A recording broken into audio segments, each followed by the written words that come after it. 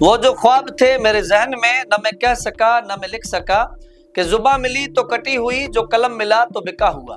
आपने आईएएस और आईपीएस अफसरों के प्रमोशन की खबरें तो खूब सुनी होगी, लेकिन आपने किसी अधिकारी का डिमोशन होते शायद ही सुना हो।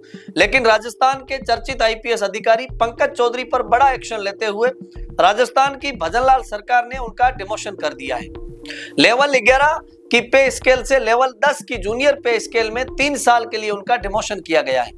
ज्वाइनिंग के समय फ्रेशर आईपीएस अधिकारी को जो पे स्केल मिलती है, वही पे स्केल 2009 बैच के आईपीएस पंकज चौधरी को मिलेगी। राजस्थान में ये पहली बार है जब इस तरह का मामला सामने आया है। अब बात करते हैं कि आईपीएस अधिकारी पंकज चौधरी कौन है और किस मामले में उनका डिमोशन किया गया है। 2009 बैच के आईपीएस अधिकारी पंकज चौधरी राजस्थान की ब्यूरोक्रेसी में चर्चित नाम है और यूथ के बीच वो काफी पॉपुलर है। पहली पत्नी को तलाक दिए बिना दूसरी शादी करने के मामले में केंद्रीय गृह मंत्रालय ने उन्हें साल 2019 में नौकरी से बर्खास्त कर दिया था। हालांकि बाद में कोर्ट के आदेश से उन्हें सेवा में वापस ले लिया गया। अब 2 शादी वाले मामले में जांच के बाद उन पर फिर से एक्शन हुआ है। हालांकि आईपीएस पंकज चौधरी ने इस कार्रवाई को गलत बताया है। उनका कहना है कि केंद्रीय प्रशासनिक अधिकरण नई दिल्ली के 2020 हाई कोर्ट, नई दिल्ली के 2021 सुप्रीम कोर्ट के आदेश द्वारा मेरे पक्ष में 4 वर्ष पूर्व ही निर्णय पारित हो चुका है। वाकई में ये बात समझ से परे है कि जब कोर्ट के आदेश उनके पक्ष में आ चुके हैं तो अब उनके ऊपर इस तरह का एक्शन क्यों हो रहा है। उन्होंने अपने व्हाट्सएप स्टेटस पर लिखा कि विषय ये नहीं है कि प्रमोशन हुआ है या डिमोशन, विषय ये है कि माननीय न्यायालयों की जानबूझकर की जाने वाली अवमानना जो कि दुर्भाग्यपूर्ण है। यह लक्षण और परिपाटी राज्य के लिए घातक है।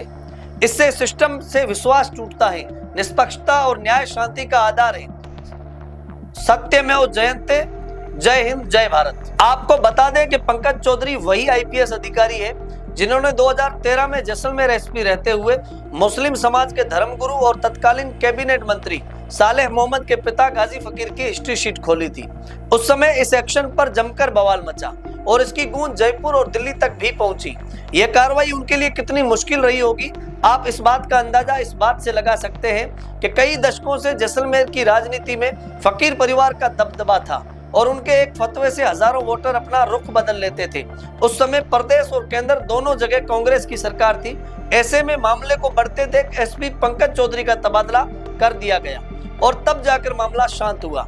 हालांकि ऐसा तेज तर्रार आईपीएस अधिकारी सरकारों को कभी रास नहीं आया और लगातार उनके या तो तबादले होते रहे और कभी उन्हें बर्खास्त कर दिया गया।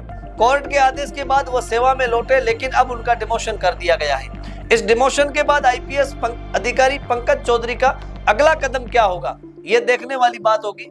ऐसी ही खबरों के लिए जुड़े रहिए द बवाल के साथ। मैं आपके साथ हयात कलीम मेहर। शुक्रिया।